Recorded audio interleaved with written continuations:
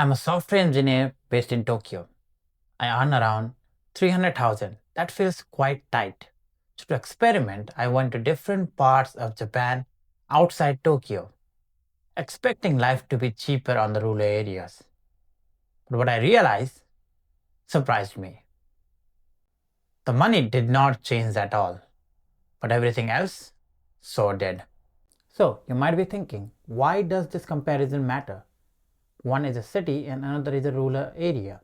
Obviously, the difference of lifestyle will be there. But in Japan, it is a bit different. The lifestyle in Tokyo and rural Japan can be drastically different. So in this video, I'm gonna break it down one by one. The first comparison is going to be the cost of living. The short answer to this is yes, it is quite cheaper, but not in the way you would expect. Okay, let's get down with the numbers. The biggest thing that is gonna change is gonna be your rent. Currently, I'm paying 125,000 for a house alongside with my family. That brings my pay to around 60,000. But the same 60,000 can get you a really big house. The rent can be as low as 20,000 to 30,000. I did some research, I did ask some locals over there, and that seems to be the normal rent over there. Next, the next thing I found way cheaper than in Tokyo is the local produce. Everything else from convenience store to drinks and everything are absolutely the same, but the local produce, when I'm talking about local produce, I'm talking about if you take Hokkaido or Sapporo, it is not a rural area, but it is quite rural than in Tokyo. So on Sapporo, basically fish, any kind of fish item, seafood is going to be significantly cheaper and fresher. Eating out would be cheaper. Local veggies and fruits are going to be significantly cheaper too. Same thing goes to Fukushima, same thing goes to Shizuoka, and same thing goes to Tochigi. That's the four places I have maximized my time to visit. I haven't been on the southern south of Japan, so I wouldn't really know. This perspective is basically me visiting those places and staying there for a week or so. Alright, we talk about rent, we talk about utilities, and it seems like rural Japan is just the best option. But before you make a decision, let's talk about our next topic, convenience. I did not think convenience is going to be a factor I'm going to be lacking inside Japan. So basically, as soon as you go to a rural place, you'll notice the absence of it that you had in Tokyo for all these years. Basically, what I'm talking about is train times. The train stops at 9, that's it. Buses, even earlier, 8 o'clock. Stores, restaurants, they all close around 8 to 9. 9 being the latest you can be there. So if you are out after 9, there is no means of transportation to get to your house. There is no food available. If you are thinking, oh, I'm just going to get a convenience store. Convenience do not really show up every single place. Basically, the convenience store in Tokyo is packed every single place. Every single street, you take a right or your left, you will find a convenience store. But in rural areas, convenience stores are like supermarkets. There's once in every 5-kilometer areas. I don't really know the exact numbers, but it is significantly difficult to spot a convenience store. And talking about supermarkets, they close it at 9. So there's nothing you can do. So you need your car to get to the destination, your house, to buy your product before 9 o'clock. Everything goes dark and it basically becomes really lonely.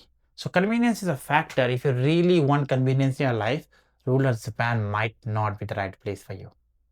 Alright, the next big thing I realized after going to a rural part of Japan is that the social aspect of your life is going to be significantly difficult. So basically, if you do not have a structure going on, if you do not have your friends, family, or someone you can hang out with on the rural area already, finding a new one is just gonna be impossible.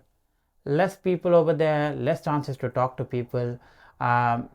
Yeah, people are friendly, but there are so less people that even though the people are friendly, making a group, getting into a group might pose a real problem to some people.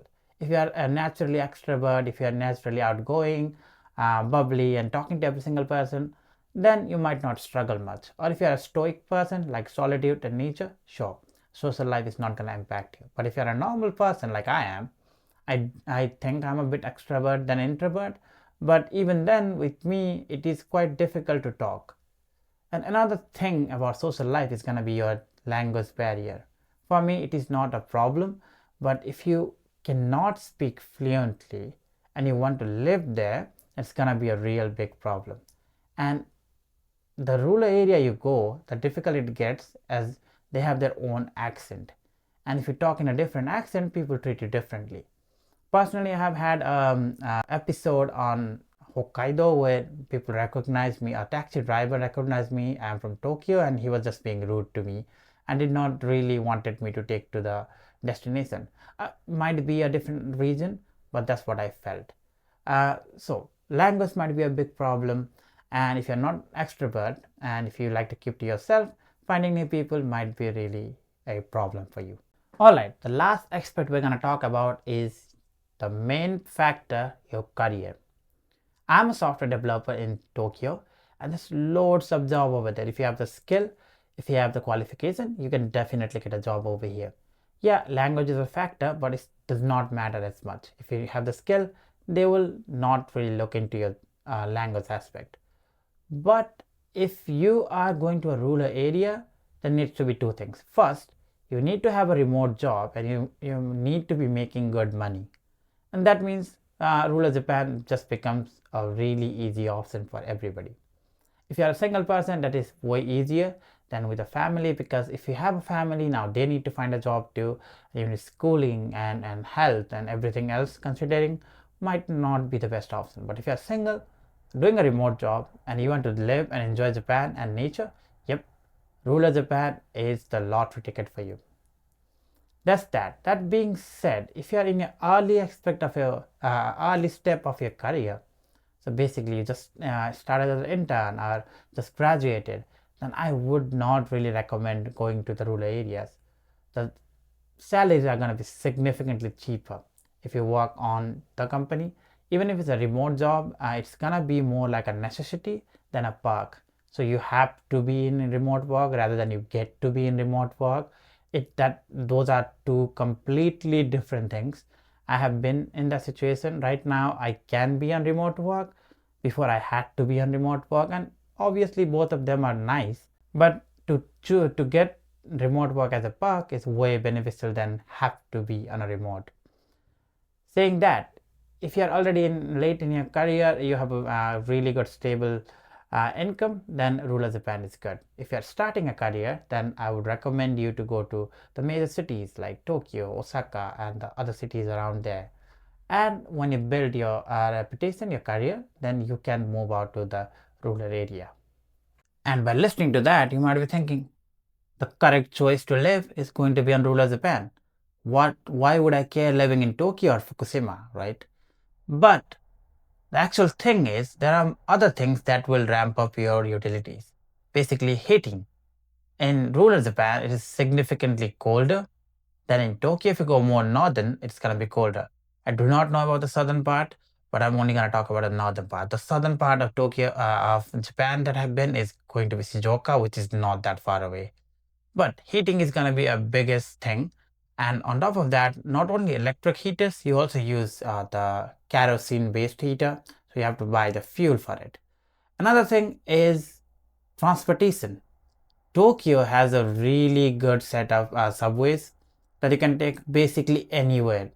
Anywhere you want to go, you can basically take the subway or even the buses. And they're every 2 minutes, 1 minute. The buses are every 15 minutes at max. That's the highest you have to really wait. But if you go to a rural area, basically the trains are every hour. So if you miss a train, good luck finding another one. And the trains and buses are usually on the same timetable. So if you miss one thing, then you're missing it for another hour. That might be a good thing for somebody who is punctual, but not for me. Another thing is going to be, even though there are train stations, subways, and even buses, to get to your house, to get to your accommodation, you have to have a car. Visiting there, you don't really need it. You can just pay the taxi which is significantly cheaper than Tokyo. On the northern part, around Hokkaido, is quite cheaper. But you don't want to take taxi from your station to your house every single time you are living there. So buying a car, which is a big expense, anywhere from a million. You can go anywhere from, I think, 500,000 to million is a decent car you want to get, depending on how many members are in the family. So calculating all of that, it is not gonna magically reduce the amount of money you are spending on cost of living just by going to the rural area of Japan. All right, we talked about cost of living, we talked about our rent, our utilities, social life, career, convenience. Now, who is rural Japan for?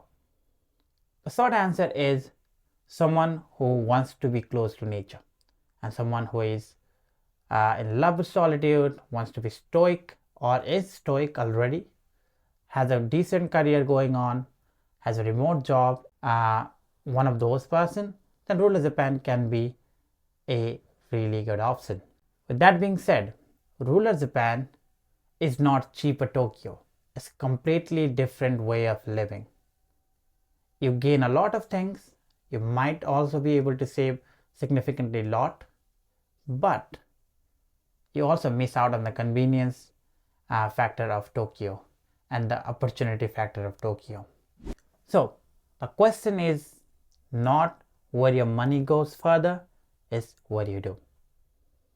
If this video helped you think clearly on where do you want to live if you do decide to be in Tokyo or on rural areas, then do let me in the comment section below. If you have some comments and queries about this, do ask me in the comment section below too. And if you do like this kind of videos, consider subscribing. I'll see you guys on the next one.